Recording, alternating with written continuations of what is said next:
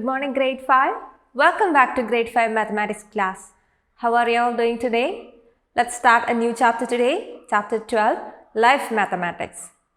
So, I'm sure all of you might have gone with your parents to the market to buy vegetables.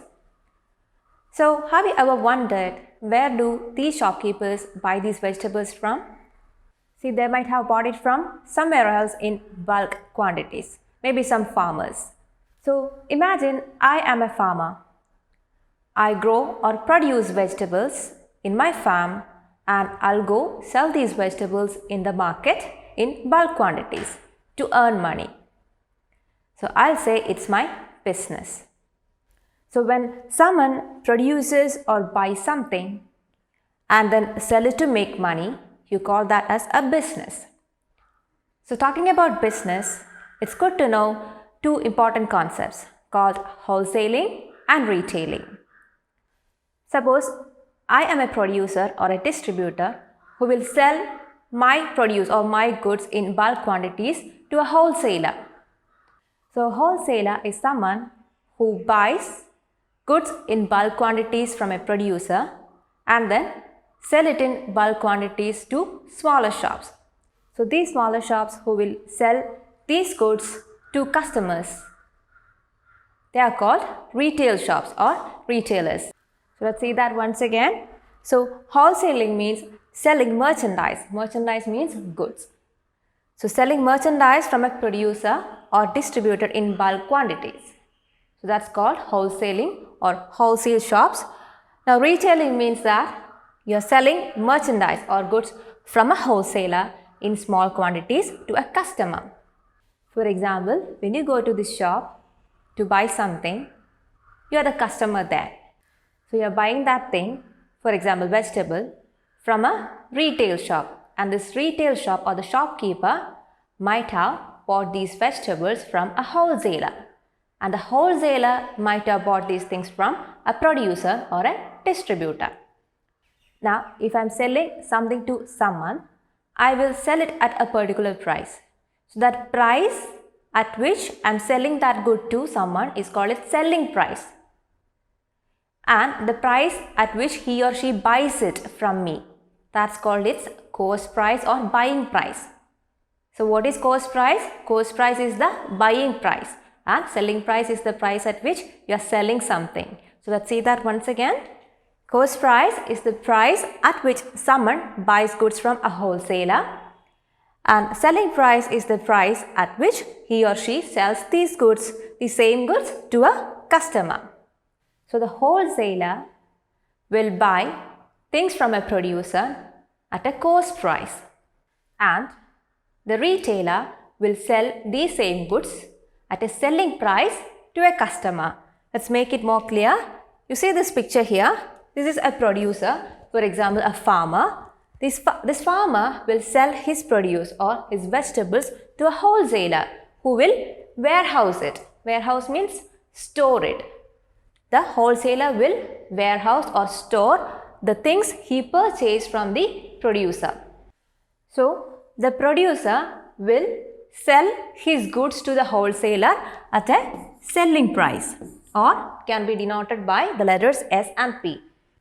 And the wholesaler will buy these goods from the producer at a cost price or buying price, which is denoted by CP.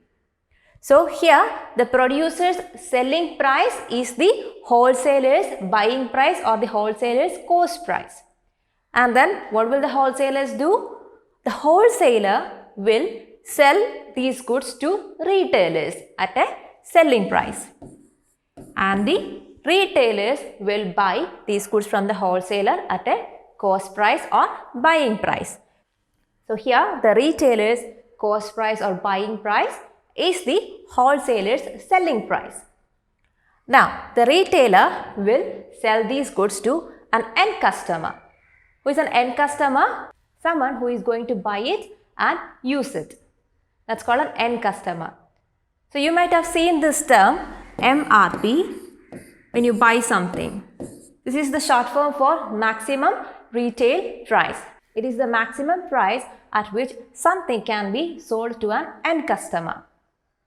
So I hope you're clear with these concepts. Now,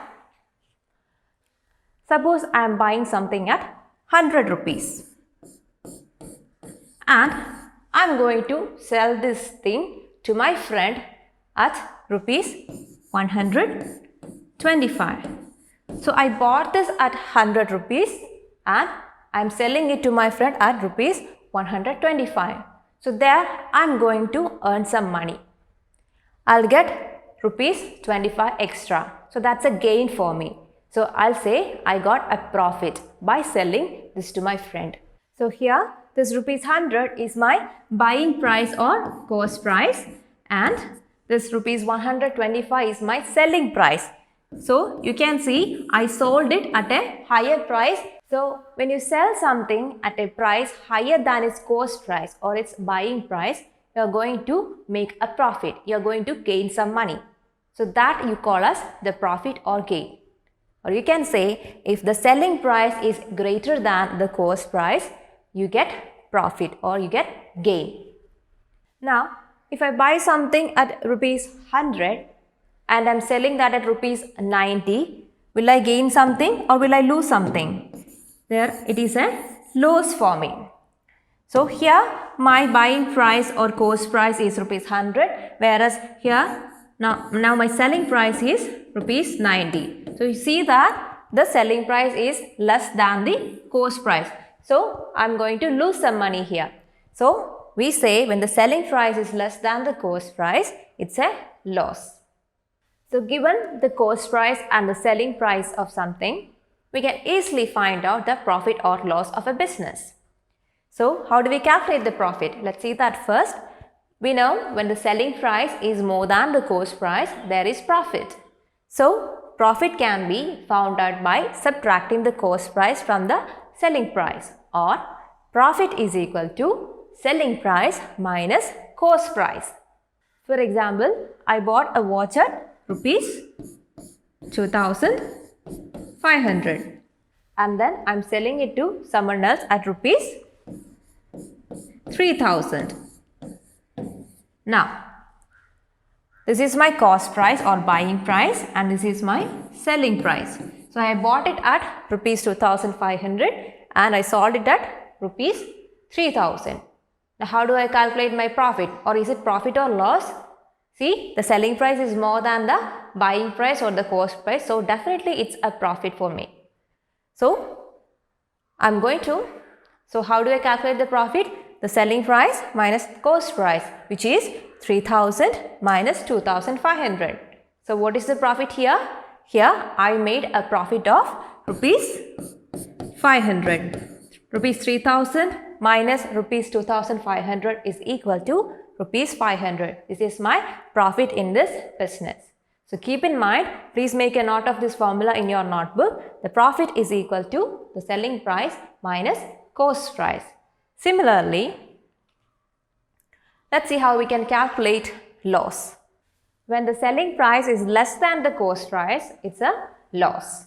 So we can calculate the loss by subtracting the selling price from the cost price.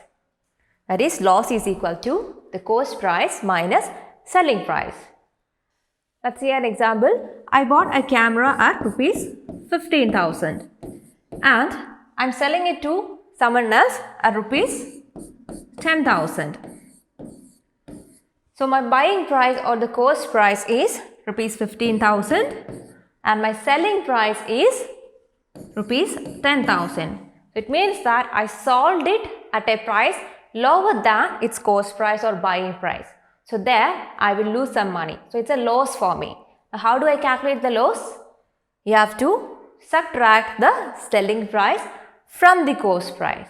So here it is rupees 15,000 minus rupees 10,000. So what is the loss? Here I lost an amount of rupees 5,000. So here the loss is rupees 5,000. So I hope you are clear with these concepts now. Now let's see some examples. So here we have a word problem. Let me read out the question to you. A shopkeeper bought 1 dozen eggs for rupees 48, but 2 of them were rotten. So he sold the remaining eggs for rupees 5 each. find his profit or loss. So how do we calculate this? So what is given in the question? We are given the price of 1 dozen eggs. So the shopkeeper bought 1 dozen eggs, which means it is his buying price or cost price. So the cost price of 1 dozen eggs means it's 12 eggs. The cost price of 12 eggs is equal to rupees 48. And he finds out that 2 of them were rotten and he is selling these eggs for rupees 5 each. Now if 2 were rotten, how many are remaining? Out of the 1 dozen eggs, 2 were rotten and there are 10 eggs remaining. So, and he sold these 10 eggs at rupees 5 each. So his selling price for 10 eggs is rupees 5 each for 10 eggs. Now let's see the steps and how we can find out the profit or loss. So the cost price of 12 eggs is equal to rupees 48 as mentioned in the question. And it is said in the question that 2 eggs were rotten, so he can sell only 10 eggs and the selling price of 10 eggs is equal to rupees 5 each for 10 eggs. So that is equal to rupees 5 into 10. That is equal to rupees 50. So he sold these 10 eggs at a price of rupees 50. So what was his cost price or buying price? The cost price was rupees 48, but the selling price is rupees 50. So here you can see the selling price is more than the cost price. He sold it at a higher price. So will he get profit or is it a loss for him? He will definitely get a profit. So the selling price is more than the cost price. So we get profit there. So how do we find out the profit? The profit is equal to the selling price minus cost price, which is rupees 50 minus rupees 48, and that is equal to rupees 2. So he got a profit. The shopkeeper got a profit of rupees 2. So I hope it is clear to you. Now we will see another example. The cost of a TV set is rupees 22,900. If it is sold at rupees 21,500, then find the loss. So here the buying price or the cost price is rupees 22,900 and the selling price is only rupees 21,500. So the TV set was sold at a price lower than its buying price or its cost price. So it will be a loss. So let's see how we can find out the loss in this business. So cost price of the TV set is equal to rupees 22,900 and the selling price of the TV set is equal to rupees 21,500 and hence the loss is equal to the cost price minus selling price. So when it is loss, the cost price will definitely be the higher one. So cost price minus selling price is equal to rupees 22,900 minus 21,500. So let's do the subtraction in the working column. So here we have the numbers written. So 0 minus 0, 0, 0 minus 0, 0, 9 minus 5 it is 4, then 2 minus 1 it is 1, 2 minus 2, 0. So what is the difference?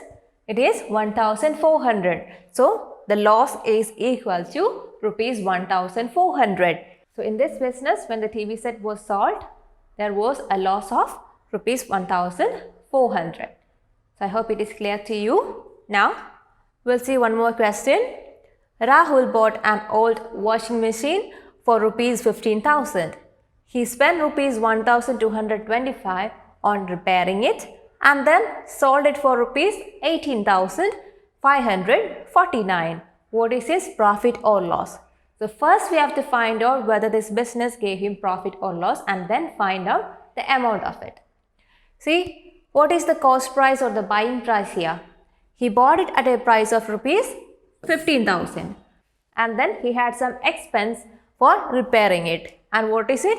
It was rupees 1,225. So it costed, the washing machine costed him a total of rupees 15,000 plus 1,225. Then after repairing, he sold it at rupees 18,549. So let's first add the buying price plus the expense for repairing it to find out what it actually costed him to buy this washing machine. So that would be equal to 15,000 plus 1,225, which is equal to 16,225. So that is his total cost price, and this is the selling price. So which is more, the buying price or the cost price or the selling price? The selling price is more, so definitely he would have made a profit there. So let's see the steps. See, the price of the washing machine is equal to rupees 15,000 and the expenses on its repair is equal to rupees 1,225. So the total cost is equal to rupees 15,000 plus 1,225. So let's do the addition in the working column. So it is 5 here, 2 here, 2 here, 6, then 1. So what is the total cost? The total cost is equal to rupees 16,225 and the selling price is given as rupees 18,549. So here you can see that the selling price is more than the cost price. So there will be profit. So the profit is equal to the selling price minus cost price, and that is equal to 18,549 minus 16,225. So let's do the subtraction in the working column. So here it is 9 minus 5, which is equal to 4, 4 minus 2, 2, 5 minus 2, 3, 8 minus 6, 2, and here it is 0. So what is the difference? 2,324. So the profit is equal to rupees 2,324. So on selling this washing machine, he made a profit of rupees 2,324. So I hope this question was clear to you. Now children, you can go through these topics through pages 179 to 181. Then move on to exercise 12.1. You have to complete all the questions from the exercise. And in page number 182, you can see the value education question in a purple box. So please go through that question as well and do accordingly. So that's all for today children. Hope the concepts we learned today are clear to you. We'll see in the next class with a new topic. Till then, bye.